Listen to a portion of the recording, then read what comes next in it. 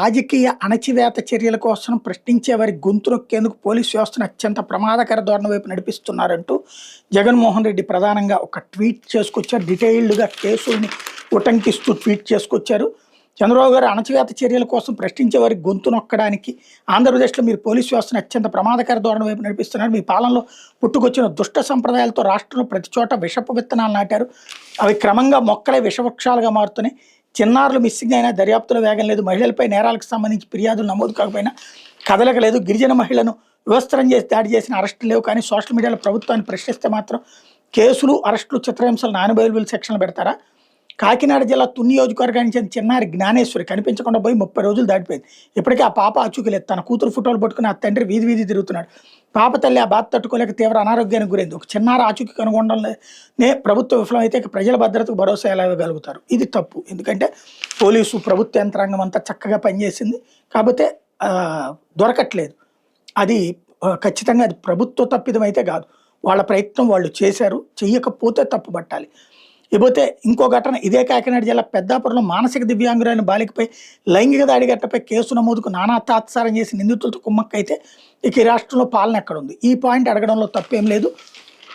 ఇలాంటి ఇన్సిడెంట్స్ ఈ మధ్య జరుగుతున్నాయి కూడా. అలాగే బాయం కేసు రాష్ట్రాన్ని కుదిపేసింది. సాయికృష్ణ లాకప్ డెత్ శవము. ఆ తల్లడిగిన ప్రశ్నలకు మీ వద్ద ఎప్పటికీ సమాధానం లేవు. క్రాంతికుమార్ ఆత్మహత్య కేసు తాను ఇచ్చిన మరణ వాంగ్మూలం దీని సోషల్ మీడియా సాక్షిగా చూసిన ప్రజలు తీవ్ర కలత చెందారు.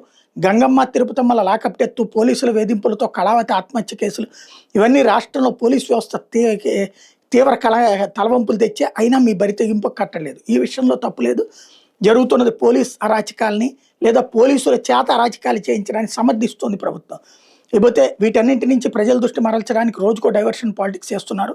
సోషల్ మీడియా యాక్టివిస్టుల మీద వాటికి సంబంధించిన సెక్షన్లతో కాకుండా బెయిల్ రాని సెక్షన్ పెట్టాలని, కేసులు వ్యవస్థీకృత నేరాలను లింక్ చేయాలంటూ ఒక ఆర్గనైజ్డ్ క్రిమినల్ మాదిరిగా మీరే ప్రతి స్టేషన్ హౌస్ ఆఫీసర్కి ఆదేశాలు చేరేలా పోలీసులకు హుకుం జారీ చేసినట్టుగా సమాచారం వస్తుంది.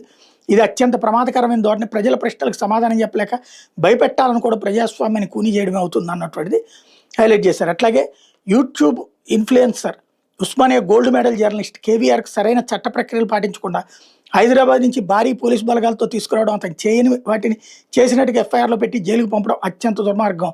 ఈ విషయంలో ఖచ్చితంగా జగన్ ప్రశ్నించింది రైట్. యూట్యూబర్ రావణ విషయంలో ఇప్పుడు మీరు పెట్టిన కేసులు 4 కోర్టులో బెయిల్స్ వచ్చిన అహంకారంతో చెలరేగిపోతూ నేరుగా సంబంధిత పోలీస్ స్టేషన్ల మీద తమ వారి చేత దాడులు చేయించారు. అసహనంతో తీవ్రవాదులపై పెట్టే అభియోగాలు మోపారు. ఈ విషయంలో జగన్ చేసిన తప్పు. అనవసరంగా సమర్థించుకొస్తున్నాడు.